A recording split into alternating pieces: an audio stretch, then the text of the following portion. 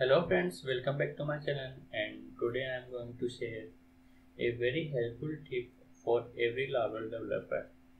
It can reduce 90% of your problem in the project. So I think you should apply these tips on every laravel project. The problems are related to CSS that your colleague and your friends have updated some CSS and it is not reflected on your system after updating your code, or it can be you have updated the connection related to database and it is not reflecting, and many others. So how we can solve these problems within a seconds? So let's start. So for that we have to create a file, so that will help to reduce or solve the problem. So we will create a file, and actually we are going to create a shell script.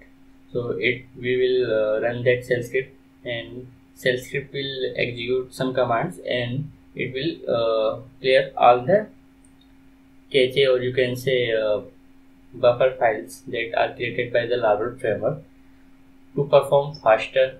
So we will create a file,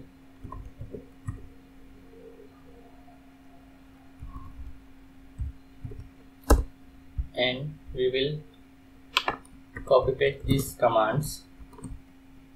So these are the commands that will clear all the projects basic cache files and all the files that are created by the laravel framework.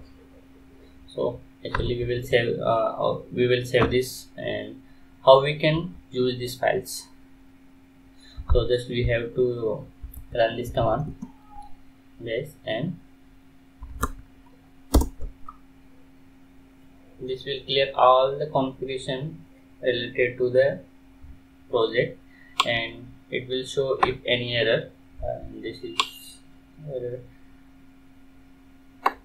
So some errors can be ignored if you know this error.